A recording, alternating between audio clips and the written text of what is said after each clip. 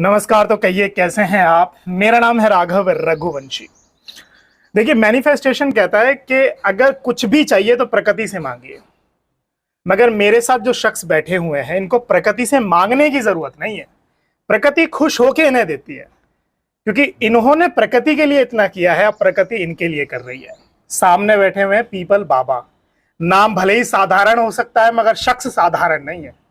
मैं पढ़ रहा था पूरे देश की, अभी तो हम बात कर रहे थे, पूरे देश में इन्होंने प्लांट्स लगाए हैं, जो बिल्कुल भी आसान नहीं है, बिल्कुल भी मजाक नहीं है। यहाँ पे लोग मॉल्स खड़ा कर रहे हैं, शहरीकरण की तरफ आगे बढ़ रहे हैं, मगर पीपल बाबा पूरे देश में प्लांट्स लगा रहे हैं। तो मैं जानना चाहता हूं कैसे एक साधारण सा शख्स बाबा बन गए और कैसे एक साधारण से शख्स के अंदर वो मोटिवेशन आया कि उन्होंने पूरे देश में प्लांट्स लगा दिए।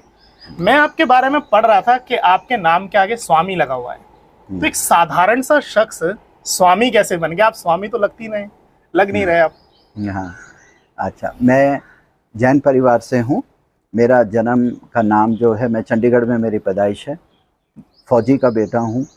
और नाम जब जन्म के समय आज़ाद जैन रखा गया, लेकिन जैसे जैसे हम बड़े हुए तो 2 साल के लिए हम गुरुकुल में पढ़े, नारायणी आश्रम इलाहाबाद में।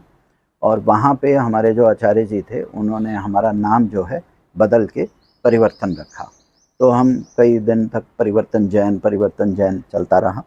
लेकिन और आगे बढ़े तो और भी गुरुजन कई मिले, और 1984 में आचार्य रजनीश जी के आश्रम में वहाँ पे हमारा संन्यास का वो हुआ।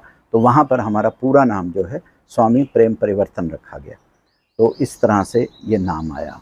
और पीपल बाबा जो नाम है ये तो प्रेम से लोगों ने दिया आज से 30-32 साल पहले, क्योंकि हम पेड़ तो सभी प्रजातियों के लगाते हैं, लेकिन पीपल क्योंकि लोगों को बड़ा इंटरेस्ट आता था और उस पे हमें क्वेश्चंस बहुत होते थे कि इस पे तो भूत होते हैं, यक्ष होते हैं, इस पे तो चुड़ैलें बसती हैं, इमली और पीपल पे, तो आप पीपल ही क्यों लगाते हैं? तो इसीलिए फिर वो धीरे धीरे वो छेड़छाड़ में ही, मजाक में ही नाम पीपल बाबा पड़ गया। और आज वो विकिपीडिया में पीपल बाबा ही लिखा हुआ। हाँ, विकिपीडिया में भी, गूगल में भी, सारा देश, हमारे मदर फादर, हमारे पूरे फैमिली, हमारे रिलेटिव्स, हमारा सब पीपल बाबा के नाम से ही जानते हैं।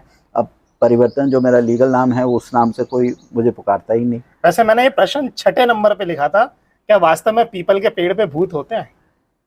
देखिए, अगर मैं साइंटिफिकली अगर मुझे जवाब देना होगा एज तो विज्ञान की दृष्टि से नहीं, लेकिन मुझे ऐसा लगता है कि कुछ तो ऐसी ताकतें हैं। एनर्जी की बात कर रहे हैं। एक हम एनर्जी की बात कर रहे हैं कि जब भी हमने पीपल के साथ काम किया, हमने 46 साल 1,27,00,000 पेड़ हमारे खड़े हैं। 1.5 करोड़ लगाए थे, लेकिन उनसे 10-20 लाख की क्षति भी हुई। डेवलपमेंट है, थोड़ा रोड्स का एक्सप्रेसवेज बन गए और ग्रीन बेल्ट्स ख़राब हुई। लेकिन 1,27,00,000 लगाने के बाद एक चीज़ समझ आई कि कुछ तो शक्ति है महाराज वृक्ष की और प्रधान वृक्ष की, इसीलिए उसे कीस्टोन स्पीशीज़ भी बोला जाता है पीपल वृक्ष को, कि जो इतनी देर तक 45 साल 46 साल तक हमको लेकर चली और हमसे काम करवाया। जैसे हमारी नानी बड़ी प्यारी बात बोलती थी, कभी ये घमंड मत करना, अभिमान मत करना कि तुमने पीपल को लगाया, याद रखना पीपल ने तुमको चुना है अपना काम करने के लिए, इसलिए तुम लगा पा रहे हो। जी। तो उस समय पिताजी क्या कहते थे? पिताजी क्या बनवाना चाहते थे? पिताजी कहते थे कि आप डॉक्टर बनो, क्योंकि आपके पिताजी खुद आर्मी में डॉक्टर थे, इंजीनियर बनो। फादर तो बड़ा सिंपल सा बेचारे, वो बड़े सिंपल और straight forward. He was a good decorated soldier, very loyal army officer.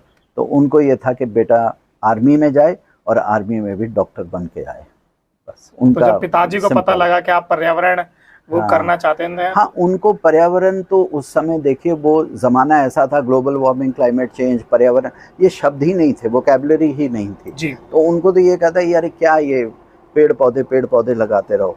लेकिन फिर उनको धीरे धीरे हमारी नानी ने उनको संभाला कि देखो बच्चा जो है, इसकी टीचर ने इसको समझाया है, 1976 की बात थी, तो स्कूल में हमारी टीचर हमें बोला करती थी कि वृक्षों की संख्या को बढ़ाओ, क्योंकि वृक्षों की संख्या जब बढ़ती है तो बायोडाइवर्सिटी बढ़ती है, जी। छाया बढ़ती है, एकरेज बढ़ती है, हरियाली की हेक्टेयर्स बढ़ते हैं, पानी का जो जल संरक्षण होता है, जो वृक्ष होता है वो पानी का चुंबक होता है, वो बारिश भी लेकर आता है, ग्राउंड वाटर को भी ठीक रखता है, आपके कुएं में भी पानी आता है, आपके तालाबों में भी पानी आता है, आपकी नदियां भी ठीक हो जाती हैं। तो सेंटर पॉइंट जो था ये बचपन में ही 11 साल की उम्र में समझ आया कि वृक्ष है। अगर वृक्ष हैं तो सब ठीक है, सब कुछ है, सब बैलेंस में है। तो गुरु किसको मानेंगे, अपनी नानी को या वो अध्यापिका को? नहीं, हम कहेंगे ये गुरुजन है। ये एक बास्केट था, बल्कि एक जैसे थाली परोसते हैं ना, तो आप ये नहीं कह सकते ये दाल ज़्यादा इम्पोर्टेंट थी या आलू इम्पोर्टेंट था, अचार था या पापड़ था। मैं समझता हूँ शुरुआत हमारी टीचर से हुई, अंत हमारे आचार्य जी से हुआ, और ये 20 साल का